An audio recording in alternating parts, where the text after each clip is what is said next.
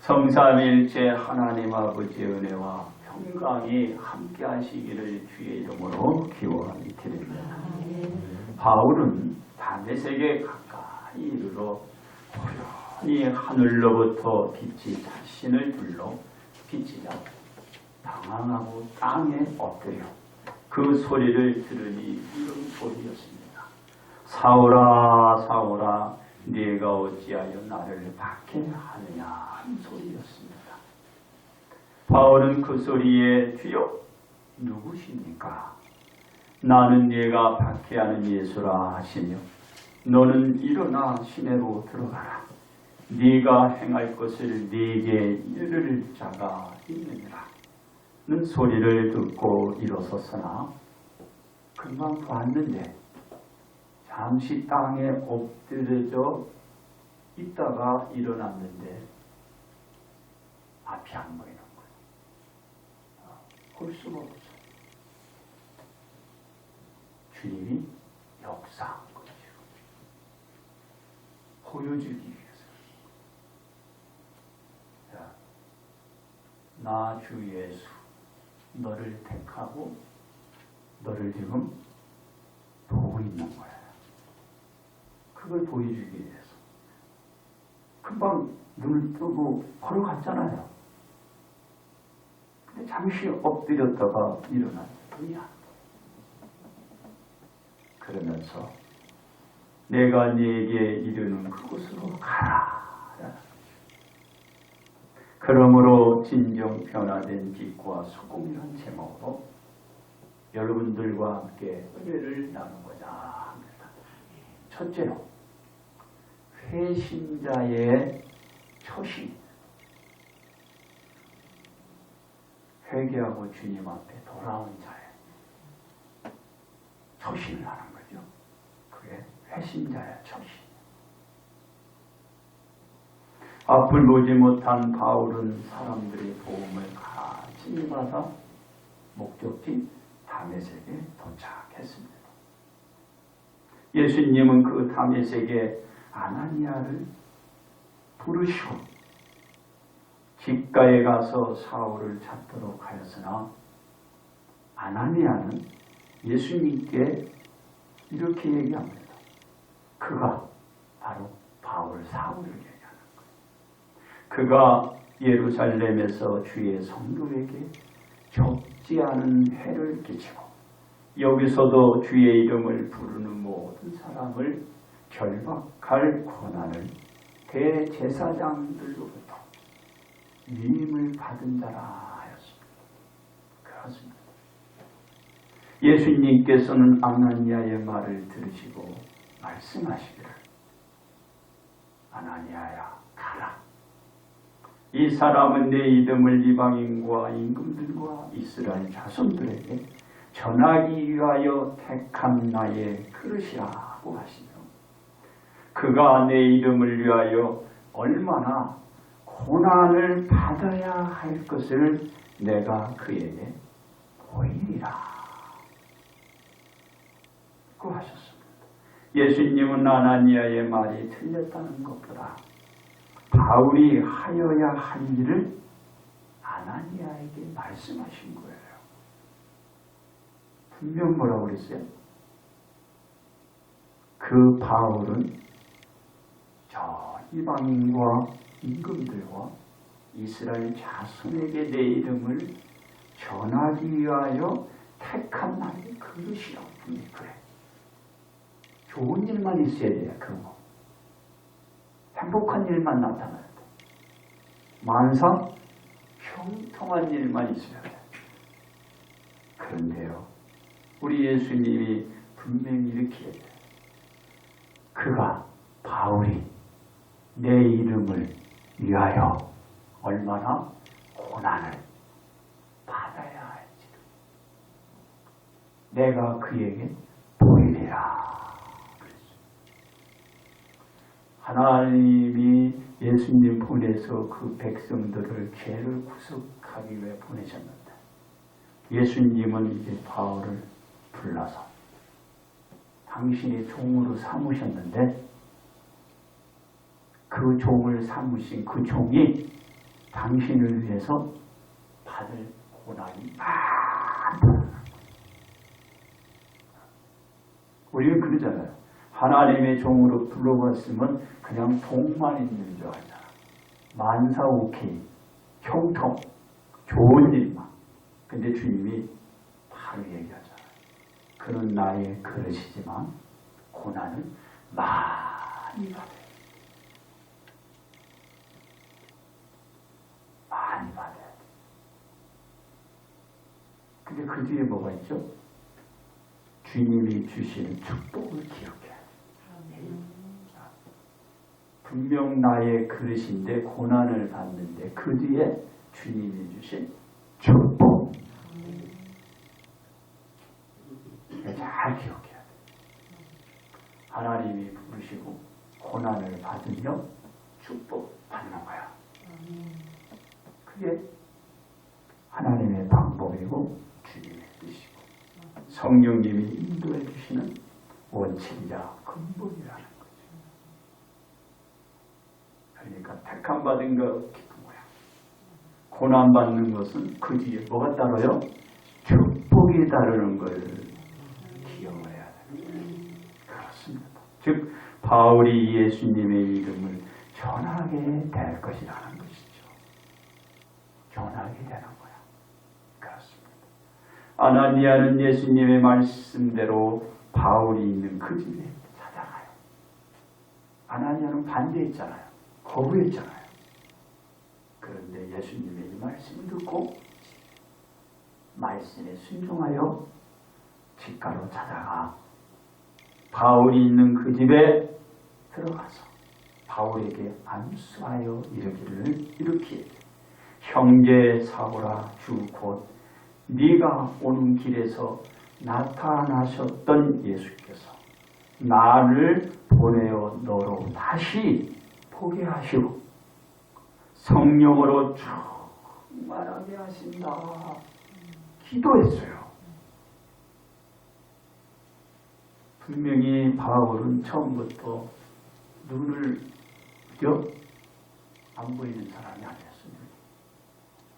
외인이 아니었다는 거야. 그게 제가 서두에 그랬잖아요. 누가 했어? 주님이 바울을 쓰려고 눈을 멀게 한 거야. 그리고 여기서 그러잖아요. 아나니아가 얘기하잖아. 네가 오던 길에 나타나셨던 그 주님이 너를 보내서 눈을 뜨게 하려 하게 했다. 어떻게 이걸 여러분들이 이 사고를 기억을 하느냐. 생각을 해도 이해가 안 가잖아요. 그렇습니다. 그 아나니아의 안수대로 어떻게 됐나요? 눈을 떴나요? 못 떴나요? 보였나요? 안 보였나요? 사울의 눈에서 비늘 같은 것이 벗어져 다시 보게 되고 일어나 세례를 받고 음식을 먹으니 몸이 회복했다. 왜 그러냐면 바울이 눈을 멀고 이곳에 와서 사흘을 마시도 먹지도 못했고 그러니 힘도 기력도 떨어진 상태예요. 눈도 안 보이니까 얼마나 실망이 그런 자가 이제 주님이 그대로 회복해줍니다. 그대로. 눈이 안 보였던 자가 눈을 뜨게 되고 다시 기력이 또 세해졌는데 다시 기력을 회복하게 된 거예요. 그게 주님의 뜻이에요. 주님이 택하시고 또 눈도 안 보게 하는 고난을 또 주시고 힘의 기력도 없잖아. 그런데 축복을 주는 거야. 눈도 뜨게 되고 힘도 기력도 회복하게 되고 다 우리는 회복하게 되는 거예요. 그렇습니다. 바울은 예수님의 말씀대로 이방인과 임금들과 이스라엘 자손들에게 예수님의 이름을 전할 수 있는 조건들을 이제 다 갖춘 거예요. 열심하게 되는 거죠. 그렇습니다. 이러한 바울은 다메섹에 있는 제자들과 함께 며칠 더 있은 후 즉시로 어떤 행동을 처신을 하나요? 회당에 들어갔어요. 그러니까 교회에 이렇게 가서 들어간 거야. 바울이 그 능력이 있거든요. 그 자격이 또 있어요. 그리고 거기에서 딴 거 전하지 않았어요. 뭘 전했나? 예수님이 하나님의 아들이심을 전파하기 시작한 거예요. 예수님이 하나님의 아들이시라는 걸 전파하기 시작했다. 바울이 예수님의 이름을 전하는 것을 보고 듣는 사람이 다 놀란 거예요. 이 사람이 예루살렘에서 이 예수님의 이름을 부르는 사람을 멸하려던 자가 아니냐며 이구 동성으로 말하니 여기 온 것도 분명히 예수님의 이름을 부르는 사람들을 결박할 대제사장들에게 끌고 가고자 하니 아니냐, 그런 생각을 사람들이 가지고 있는 거야. 믿지 않는 거야. 예수님은 하나님이 아니, 그 이름을 부르라, 그리하여 구원을 받아. 안 믿는 거야. 그간 바울이 저질렀던 일이 엄청난 일이었거든. 안 믿어. 알았습니다. 그러나 사람들이 웅성대는 것과 같이 바울이 전에는 예수님의 이름을 부르는 자들을 멸하고 결박들을 하였지만 지금의 바울은 예수님에게 택하여져서 옛 몸을 벗어 던지고 새 몸으로 덧입은 상태가 되어서 새 생명을 지닌 자로서 새 생활을 드러내 보여주는 삶을 이 바울이 지금 살아가고 있는 거예요. 즉 바울은 진정 변화된 빛과 소금의 신앙과 삶을 드러내주는 사역을 하고 있는 거예요. 그렇습니다. 바울은 사람들의 수군대고 웅성대는 소리에 아랑곳하지 않았어요. 자신의 진정 변화된 빛과 소금을 드러내는데 온 정성을 다 쏟았어요. 왜냐하면 바울은 힘을 넣어도 예수님을 그리스도라 증언하여 다메섹에 사는 유대인들을 당혹시켰기 때문입니다. 왜 당혹시켰지요? 바울은 어느 출신인가요? 바울 자신은 유대인으로 그리스도라 증언할 자가 아닙니다. 왜? 그는 어디에 살았나요? 길리기아 다수에서 낳고 그곳에서 살았어요. 그리고 그 성에서 자라 그 당시에 아주 대가라고 할 수 있는 율법에 가말리의 바로 이 문화에서 그의 제자였어요. 그 문화에서 우리의 조상들의 율법에 어마어마한 교훈을 받았고 모든 사람처럼 하나님께 대하여 열심히 있는 자였기에 다들 당혹했던 것입니다. 어떻게 저렇게 변할 수 있는가? 회심하면 변하고 바뀌어져. 자기가 하는 게 아니에요. 누가 해? 하나님. 하나님이 하시는 거예요. 그러니까 여러분들이 이렇게 생각하다가 과거에는 저분이 저렇지 않았는데 왜 저렇게 변했지? 그럼 누가 한 거야? 하나님이 하신 거예요. 하나님. 거기에 여러분들의 생각을 말하면 안 돼. 하나님이 하셨구나. 그래서 당혹해 하셨어요. 그렇습니다. 그러나 바울은 자신이 진정 변화된 빛과 소금을 보여준 회심자의 처신이었다.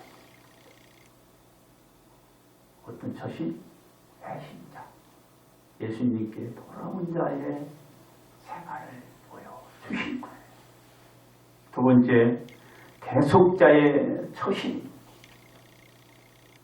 바울이 한 행위에 처시는 그 자신의 주변 사람들로 당혹하게 할 정도로 믿기지 않을 만큼 놀라운 일을 지금 보여주는 거예요. 도저히 믿기지 않는 일을 하는 거예요.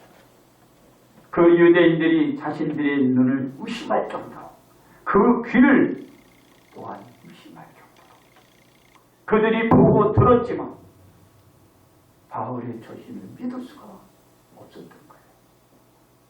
그 이유는 한때 자신들과 함께 예수님의 이름을 부르는 자들을 멸하고 결박하였던 자가 그 멸하며 결박한 그 사람이 예수 그리스도의 이름을 부르는 저와 같이 바뀌고 변화된 그 모습을, 그 말을 믿을 수가 없는 거예요. 그것도 어디에서 전해? 해당에서 그 예수 그리스도의 이름을 거론하며 전하고 있는 거예요. 그렇습니다. 예수님은 근본 하나님의 본체시며 동등된 분이시자 영광의 광채시요 형상입니다. 하나님의 형상이 예수님의 형상입니다. 예수님을 보면 하나님을 보는 거예요. 예수님의 그 형체의 그 모든 모양, 하나님을 여러분들이 보고 그릴 수 있는 거예요. 이 예수님께서 하나님의 모든 것을 취하지 않으시고 자신을 비워 종의 정체를 가지사 사람들과 같이 돼서 사람의 모양으로 오셔서 자신을 낮추시고 죽기까지 복종하셨습니다.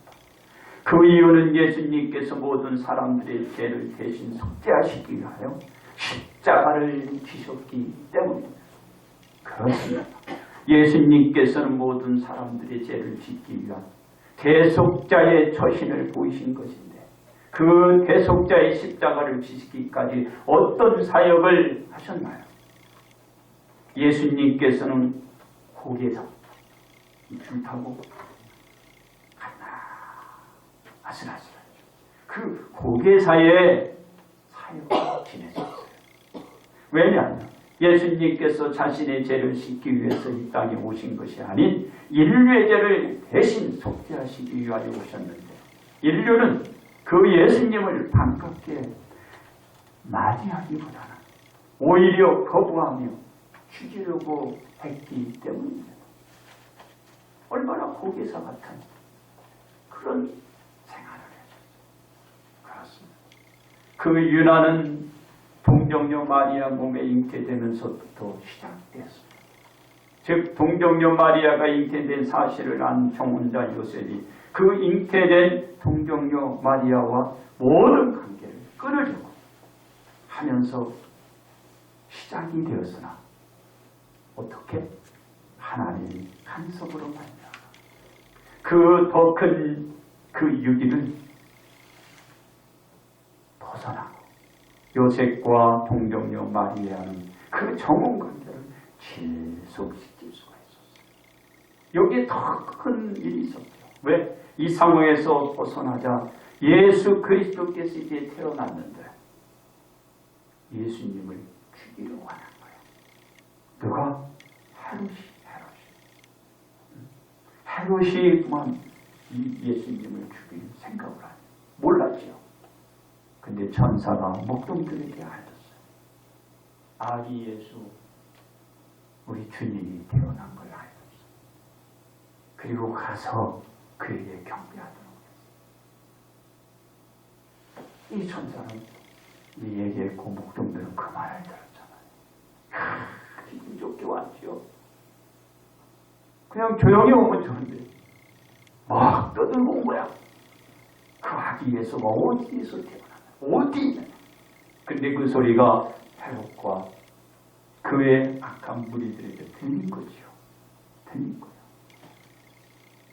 그리고 헤롯은 이 목동들을 속이잖아. 너희가 가서 아기 예수를 경배하고 나서 내게 이르잖아. 나도 가서. 그런데요, 인간의 생각은 안 돼. 헤롯은 죽이려고 하는데 누가 보고 있나? 그 밤에 목동들의 꿈에 하나님이 찾아갑니다. 하나님의 간섭으로 말미암아 그 목동들이 헤드에게 돌아가지 않고 다른 길로 제 무공으로 다 돌아갔어요. 그리고 그 유기의 고비를 예수님에게 넘깁니다. 이런 아슬아슬한 고개사의 그 사역을 예수님이 하는 거예요. 사역은 쉬운 게 아니에요. 생활 자체가 쉬운 게 아니에요. 아슬아슬해요. 딱 보기에 언제 떨어질지 모르잖아요. 근데 잘 넘어가요. 우리 예수님이 그렇습니다. 예수님이 성전에 또 들어가 가르치자 대제사장들과 백성들의 그 장로들이 나와 말합니다. 예수님이 이렇게 얘기해요. 네가 무슨 권위로 이런 일을 하느냐? 누가 이 권위를 주었느냐? 대제사장들과 장로들은 예수님께서는 성전에서 가르칠 수 있는 그 어떤 권위도 권한이 없다는 식으로 반문하였으나 예수님의 비유적인 말씀으로 말미암아 그 사람들은 어떻게 예수님을 잡으려고 하는 거예요. 잡아서 어떻게 하겠어요? 죽이려고 하는 거죠. 그러나 그들의 생각과 뜻대로는 왜 무리가 예수 그리스도를 선지자로 주장하고 있거든. 그러니까 무리가 무서운 거야. 그러니까 그들의 실행을 옮겼나요? 그들이 실행을 옮기지 못했어. 이렇게 예수님의 사역은 고개사 같은 사역을 해나가시는 거예요. 그렇습니다. 그러나 대제사장들과 장로 등은 포기를 하였어요. 포기하지 않았어요. 이 무리들은 포기하지 않고 그들은 예수님을 죽이려고 또 모의를 하였습니다. 그들의 생각은 한 사람이 백성을 위하여 죽어서 온 민족이 망하지 않게 되는 그것이 모두에게 유익한 줄을 생각하고 예수님을 잡아 죽이려는 모의들을 한 거죠. 그 무리들의 입에서 예수님께서는 대속자의 초신을 하실 것이라는 지금 그들이 말을 하고 있는 거예요. 예수님이 제자들에게 얘기했지만 이들은 들은 적이 없어요. 근데 이들이 입에서 지금 예수님이 죽어서 인자의 그 죄를 사하여 주시고 그들을 해방시켜 주는 거예요. 누가 하는 거예요? 하나님이 하나님. 예수님께서 대속자로서 진정 변화된 빛과 소금의 초실을 나타내 인류 대속자의 그 초실을 보여주시게 되는 것입니다. 세 번째, 중생자의 초실입니다. 바울은 진정 변화된 빛과 소금을 드러내 주었는데 그것은 다름 아닌 새 몸을 덧입고 새 생명을 지닌 자로서 새 모습의 생활을 보였습니다. 즉 바울의 과거의 몸과 생명 및 삶의 죄로 덧입은 그 자체였으나 진정 변화된 빛과 소금을 드러내 보여준 바울의 새 몸과 새 생명 및 새 생활은 새 것의 그 자체였어요. 옛것은 죽었으니 새 것이 된 거예요. 옛 몸은 더석은지고 새 몸을 버리는 거예요. 그리스도의 전이 새로 거듭나 새 몸을 덧입고 새 생명을 지니고 새 생활을 하는 거예요. 그리스도의 전이 새로 거듭나서 새 몸을 덧입고 새 생명을 지니고 새 생활을 하는 거예요. 그게 바로 중생자의 중생자의 초심이다. 새로 내가 거듭난다는 중생하는 거예요. 그리고 새 몸을 덧입고 새 생명을 지니고 새 생활을 하는 거예요. 이게 그리스도의 정의예요. 그리스도의 정의 알아야 된다. 우리 한국은행교회만 이 정의를 알아. 성경에서 이 정의를 제가 발췌한 거예요. 그리스도의 정의, 한국은행교회만 알아. 어느 책에도 없어요. 제가 이 그리스도의 정의를 정리해 놓은 거예요. 새로 거듭나 새 몸을 던지고 새 생명을 지니고 새 생활을 하는 것이 그리스도입니다. 바로 그리스도의 정의가 그 말이에요. 성경 66권이 이걸 얘기를 해주는 거예요. 머릿속에 여러분들이 기억해서 그리스도인의 정의를 얘기를 해줘요. 새로 여러분들이 새롭게 거듭나서 새 몸을 던지고 새 생명을 지니고 새 생활을 하는 거예요. 그렇습니다. 그 자체야. 그 바울의 고백에서 볼 수 있는데요. 무엇이라 우리 바울은 고백을 하나요? 바울이 이렇게 했네. 바울은 무엇이든지 자신에게 유익하던 것을 자신은 예수님을 위하여 다 해로 여길 뿐만 아니라 모든 것을 해로 여기면 예수님을 아는 지식이 가장 고상하기 때문에 자신은 예수님을 위하여 모든 것을 잃어버리고 배설물로 여김은 변화된 바로 그 예수님을 놓고 그 안에서 발견되려 하면 자신의 의는 곧 믿음으로 말미암은 것이니 곧 믿음으로 하나님께로부터 난 의라는 그 믿음이 그 바울에게서 바로 진정 바로 변화된 그 빛과 소금을 볼 수 있는 고백이다라는 거죠. 바울의 고백이에요. 누구의 고백도 아니고 바울이 한 고백이야. 왜 그럴까요? 바로 회심자로서 바울이 회심했다. 그러니까 새로 거듭나서 새 몸을 던지고 새 생명을 지닌 새 생활을 보여주는 거예요. 그게 진정 변화된 빛이요. 소금. 빛은 말씀이야. 소금은 행위야.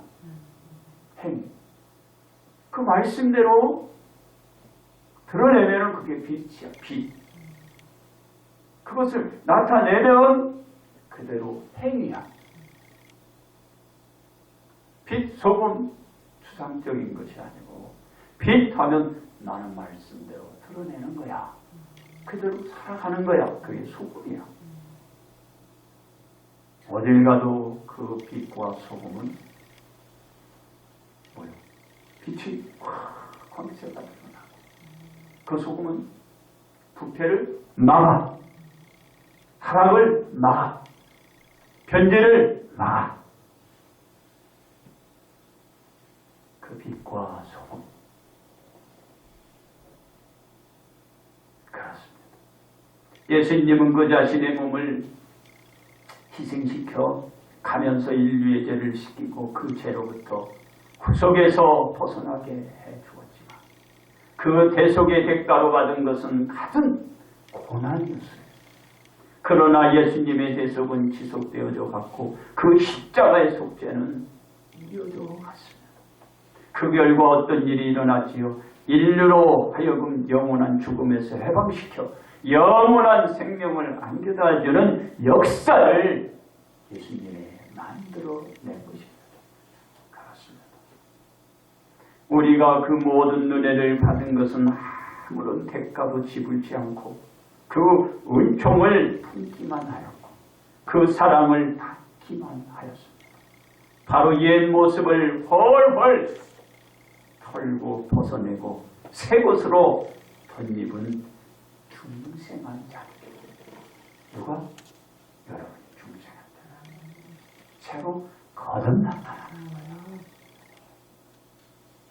그래서 우리 모두는 예수님 안에서 있는 속량으로 말미암아 하나님의 은혜로 값없이 의롭다 하심을 얻은 자 되어 진정 변화된 빛과 소금을 드러낼 수 있는 삶들이 이제 이어가야 되는 거예요. 왜? 중생한 자니까. 왜? 중생한 자의 초신이니까. 그렇습니다. 우리는 어떻게 하여야 그 진정 변화된 빛과 소금을 드러낼 수 있을까요? 첫째로 변화된 처신을 보여야 합니다. 바울이 예수님을 만나고서 진정 변화된 빛과 소금으로 각 해당에서 예수님이 하나님의 아들임을 선포하는 변화된 처신을 보였기 때문입니다. 우리가 진정 변화된 빛과 소금을 드러내기 위해서 예수님은 하나님의 아들이라 고백하는 변화된 처신이 뒤따라야 합니다. 둘째로 그 믿음의 확신을 품어야 합니다. 바울이 그 예수님을 전하면서 더욱 자신의 힘을 쏟아 예수님을 증언했기 때문입니다. 우리가 그 믿음의 대상에 대한 확신을 품을 때 더욱더 예수님을 증언할 수 있습니다. 셋째로 자신의 믿음으로 주변을 당혹해 하여야 합니다. 바울은 그전과 다른 진정 변화된 빛과 소금의 삶을 드러내 주변을 당혹하게 하였기 때문입니다. 우리가 자신의 믿음에 대하여 확고히 서 있는 진정 변화된 빛과 소금을 드러냄으로써 주변에게 당혹을 줄 수가 있습니다. 그렇습니다. 우리는 중생한 자들입니다. 중생자의 처신은 옛것에서 벗어나 새것으로 드러낼 때 진정 변화된 빛과 소금을 보이게 됩니다. 중생자의 몸과 생명 및 생활이 그것을 보이고 입증할 수 있습니다. 그러기에 우리는 변화된 처신을, 그 믿음의 확신을, 그 자신의 믿음으로 주변을 당혹해 하는 처신을 하여야 합니다. 그러므로 우리는 진정 변화된 빛과 소금으로 중생자의 삶을 살아야 할 것입니다. 이제 결론 말씀을 드립니다. 바울은 자신의 삶이 바뀌게 될 줄을 전혀 몰랐습니다. 왜냐하면 다메섹으로 가던 중 예수님을 만나게 될 줄을 상상도 하지 못했기 때문입니다.